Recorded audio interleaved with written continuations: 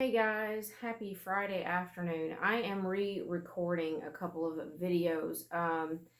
I started this video and I didn't really like the way it turned out. I'm going to separate some of my health issue videos like I was referring to before. And that way, in case people find it by searching, they can see them. I don't want to too heavily get into doll stuff while I'm doing that, but yeah, I mean, you see them behind me, and that's about it. Just in case people find it by just searching. This first one, I'm going to talk a little bit about PCOS, my experience with that, and my experience with my migraines. I am 41 and I've had PCOS since I was 15, polycystic ovarian syndrome. And it is an umbrella of different things that go on with people. And it is mainly like endocrinology.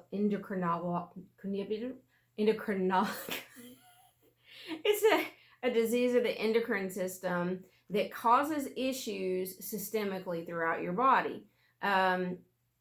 It causes thyroid problems. It causes, of course, ovarian cyst in some patients, and not all patients, and reproductive issues in some patients, and not all. I started it when I was 15 years old, and it just so happened that as a teenager, I had one period and then never one again. And at 15, my mom said, okay, you know what, we need to go to the female doctor. And went to the gynecologist and had my appointment where she did an ultrasound, and she said, your ovaries look like sacks of marbles. And I was treated at the time with birth control pills, and for a lot of the time, people for a long time, they really didn't know a lot about PCOS. They knew that, or they thought more that the mechanism was gynecological issues that caused the endocrine problems, but kind of they found out more it's almost vice versa. Endocrine in your adrenals and your thyroid and parathyroid.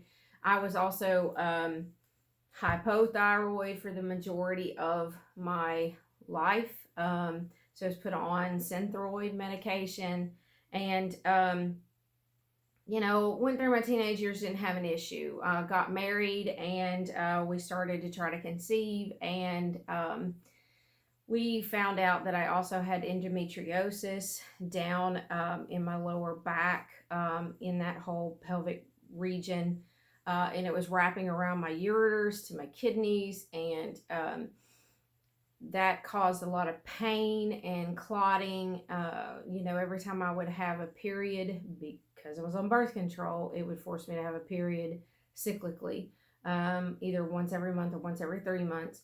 A lot of pain that would get me down and out. The polycystic ovaries, also what they can do is constrict while you're cycling, and they hurt pretty bad too on one side or the other. So that was pretty rough. We started to talk about trying to have a baby, and so I got off of the birth control pills, and I asked my regular GP or gynecologist at the time. And let me sidestep this. If you know you're going to have problems and you want to try to have a baby, do not stay with a regular gynecologist. I should have known, but as a young 20-something, I had no idea. I went to this doctor because my mother-in-law was like, oh, he's great. He did blah, blah, blah, and he delivered your husband and blah, blah, and I did not know he wouldn't fight for my treatment and wouldn't fight for my my fertility and the babies and the whole 9 yards. And we went through infertility and several rounds of Clomid. That was horrible. Also got on metformin with Clomid. I think it maybe took 6 months the first time to get pregnant with, temping and the whole 9 yards. And people are well-meaning, but they're like, oh, if you just relax, it's fun. You know what? It's not. It's not when you go through fertility issues. So we finally got pregnant. I made it up to week 18 or so. Went in for my first ultrasound. Was in the doctor's office, and went to the bathroom and noticed bleeding. And it's weird how it hit on that day. And Josh was with me, thankfully. I'm really glad. But we went in, and I could tell something was wrong in the ultrasound, and they said, he says, are you sure you're at the right time? Yeah, of course I am. I was charting. I was, every single month, like a week after my period was due, like a couple days after it was late, I would be testing. Of course I know when it happened. And he says, well, I think you're only 6 weeks, and I'm counting. And I'm like, that's 12 weeks off. That's not right. And he says, I don't see a heartbeat or anything, and we need to wait a week. And I'm like, what? Well, I wait. And during that week, I start cramping, and I'm bleeding more and cramping, but nothing's happening. And he says, we go back in, and of course we knew. He says, well, I'm going to schedule you for a D&C tomorrow because you have a miscarriage. At this point, I'm almost 20 weeks, and the baby died at 6 weeks. And we went in, we had the D&C, and that night I started like trying to deliver, and it didn't happen, and it was of course more painful, cramping and stuff. And so of course went in for the D&C.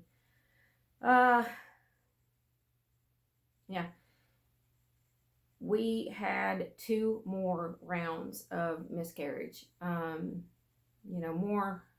couple more years worth of infertility medicines, the roller coasters with that. And Clomid made me very hormonal, mood swings, really bad hot flashes. And we got pregnant 2 more times,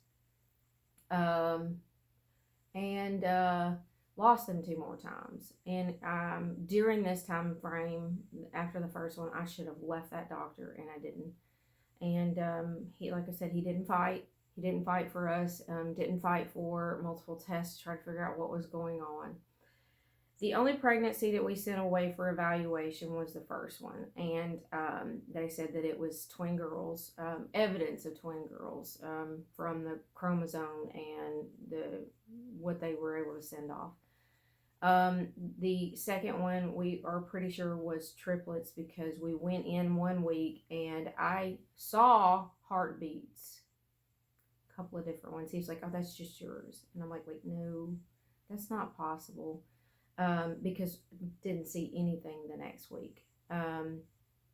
Again, the second one was very underdeveloped, way off on the time frame, but we did see heartbeats, and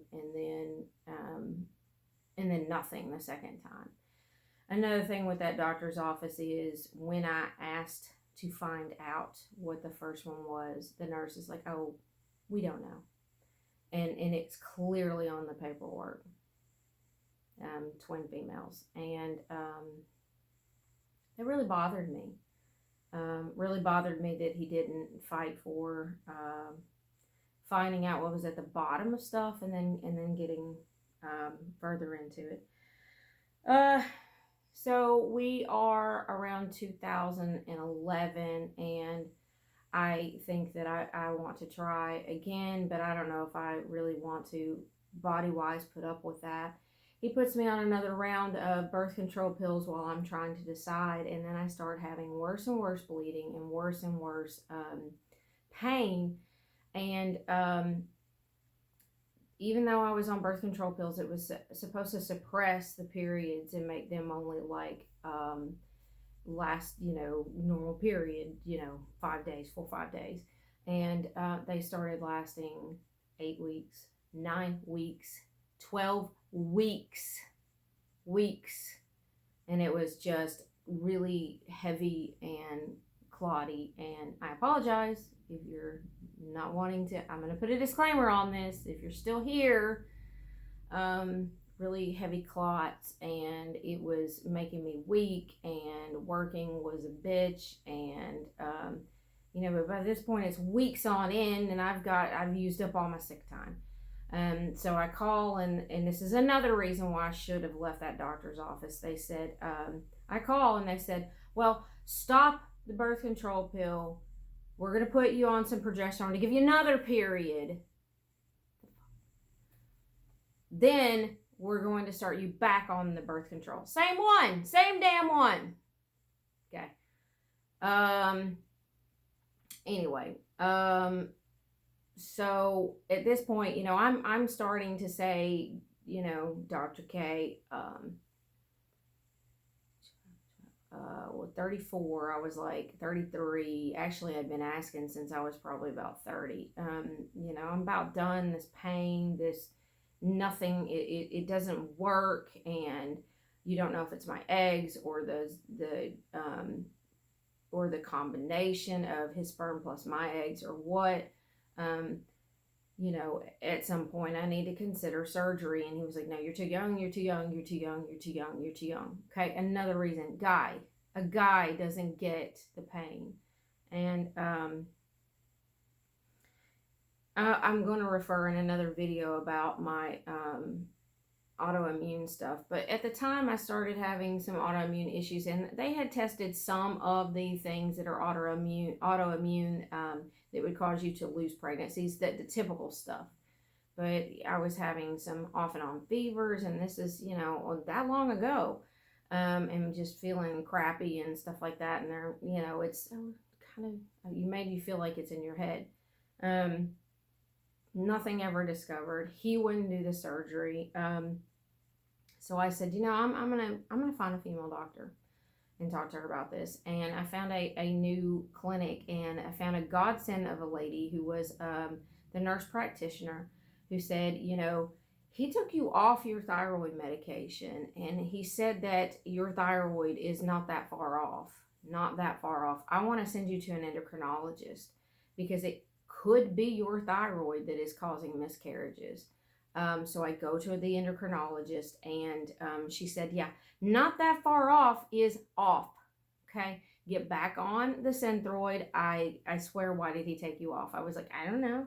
I listened to him because I listened to my mother-in-law. For shit's sake. Anyway, so I get there, and I start actually having spontaneous periods on my own when my thyroid gets regulated. But they're worse and worse. They're more and more painful, more and more debilitating. I told her, I want something to suppress them for a while until I make my mind up. And then we finally got to the point that she's like, I want the doctor over the practice to do a laparoscopy. And this was early 2012, like February. An exploratory laparoscopy to see what's, if there's anything new. Well, guess what? There was. You have giant fibroids in your uterus, and you have something called adenomyosis, which is endometriosis, but within the uterine walls. So basically, it makes your entire uterus spongy material. Every time you bleed, your whole freaking uterus is bleeding. And it's bleeding and becoming thicker and thicker and thicker. And you're shedding this blood where the hell ever. And that's the thing with endometriosis. As you bleed in your cycle, even in my back would hurt really bad, because those spots bleed just like uterine tissue. So there's a lot of different theories about why that is, or there was. I don't know how up to date I am anymore, but there were a lot of different theories about that, why that was, backflow, whatever made that happen. So now I have PCOS, polycystic ovaries, that don't work anyway. I have a uterus that is bleeding like a freaking sponge. Plus I have fibroids in my uterus. plus I have endometriosis within my entire abdominal wall, or cavity. She also realized that my colon had adhered to the inside. I guess it's the peritoneum. All of that stuff was kind of becoming spider webby. And she said, every time you have a period, it's going to get worse. And the scar tissue will get worse. So I'm like, when can we do this shit? And she's like, you're, I think I was 33 when she told me this. At 34, she was like, it's still young. You could have problems with your heart and things like that if we take everything out. I'm like, can you leave one ovary? So we go to April of 2012, to the best decision of my life, and had a partial hysterectomy. Unfortunately, that was the end of my thoughts that I would have a baby and conceive. And that was the best decision I've ever had. Never knew that intercourse couldn't hurt. How long had I been married? Like 12 years. It changed everything. And so glad I did it. All of that might have been a precursor, issues with my immune system problems and stuff like that. So, that's my gynecological issues, with endometriosis, adenomyosis, fibroids, PCOS. So I'm going to cut it off here so it's not too long. I'll talk about what happened from me having that surgery, though, and the consequences, which is migraine, which started up not long after that. But I'll do a separate video in just a second.